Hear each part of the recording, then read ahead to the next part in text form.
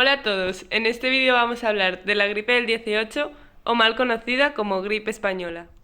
A lo mejor muchas de las cosas de las que hablemos en este vídeo os resultan familiares con lo que estamos viviendo hoy en día. Pero antes de nada vamos a hablar de la causa de la pandemia del 18. Esta fue producida por una cepa gripal altamente patogénica del virus de la gripe. Pertenece al tipo A, que infecta a humanos y aves.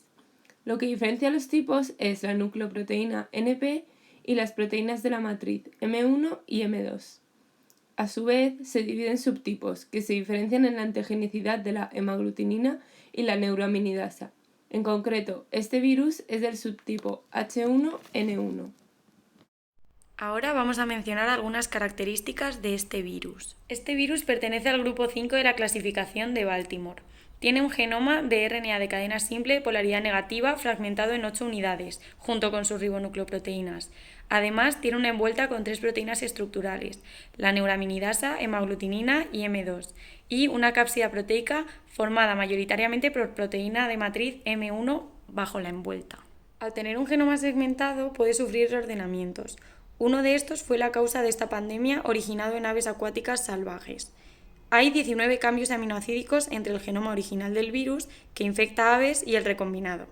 De estos, solo 10 se mantienen en los subsiguientes virus humanos, con lo que deducimos que tienen un rol importante en la adaptación humana. De entre estos, destacan 7 cambios en la secuencia de PB1 de la polimerasa. Debido al mecanismo de reordenamiento, se generan diferentes subtipos. Aparte del que causó la gripe del 18, destacamos otros dos, el H2N2 y H3N2 porque fueron causa de otras dos pandemias posteriores, en 1957 y en 1968. Ahora bien, ¿en qué contexto apareció esta enfermedad? ¿Cuáles fueron sus repercusiones? La mayoría de investigadores coinciden que el primer brote fue en Estados Unidos. Tuvo lugar entre los años 1918 y 1920.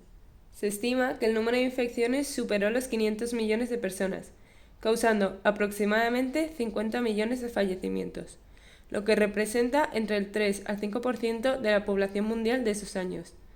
Además, coincidió con los finales de la Primera Guerra Mundial, lo que agrava aún más la situación. La mayoría de los fallecimientos correspondían a adultos jóvenes sanos de entre 18 y 45 años, lo que supuso la pérdida del 3 a 8% de la población total en ese rango de edad.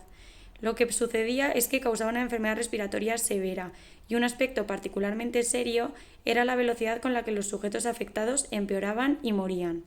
Según algunas versiones, las personas podían despertarse bien, sentirse enfermas a primera hora de la tarde y morir de noche. Aquellos que sobrevivieron inicialmente a menudo sufrieron una neumonía bacteriana secundaria que finalmente fue la causa de numerosas muertes. La pandemia se desarrolló en 3 olas en casi todos los países y las 3 ocurrieron en menos de un año. Había un periodo de ausencia de gripe muy corto entre las olas e incluso solapado en algunos lugares. Comenzó en la primavera de 1918, siguiendo en el otoño de ese mismo año y la última en el invierno consecutivo, ya en 1919.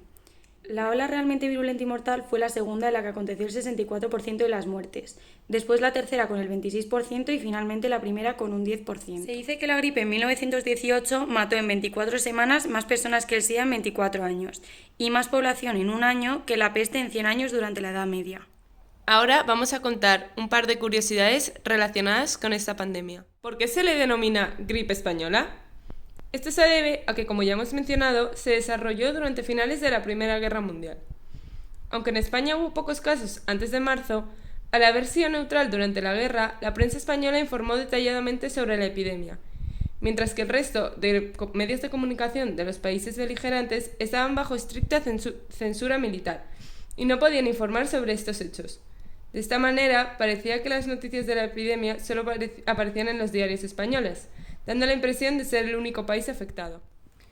Cabe destacar que el virus H1N1 desapareció en 1957. Sin embargo, en 1970 apareció en la zona de Siberia un virus H1N1 casi idéntico al que había en 1957 justo antes de desaparecer. Se piensa que esta era una arma biológica de los rusos, ya que si el virus hubiera estado en la naturaleza durante todo este tiempo, habría evolucionado mucho más. Para terminar, vamos a hacer una comparativa entre la gripe del 18 y la pandemia actual COVID-19. Por un lado, las similitudes, destacamos que la transmisión y el contagio se da por gotitas respiratorias, que tiene una sintomatología similar, que principalmente es una afección respiratoria, y que se tomaron medidas similares: cuarentena, aislamiento, cubrebocas, distanciamiento social, soluciones desinfectantes en manos y superficies. En cuanto a las diferencias, destacar que las personas más afectadas de la gripe del 18 eran jóvenes sanos, mientras que en el COVID-19 son personas mayores o con patologías previas. Además, en la gripe del 18 solo se conocían pacientes enfermos, y hoy en día sabemos que hay tanto pacientes con síntomas como sin síntomas. Además, el conocimiento de la causa. En el caso de la gripe del 18, el genoma fue completado casi 90 años después, mientras que en la actual pandemia se requirió menos de un mes para determinar el agente causal.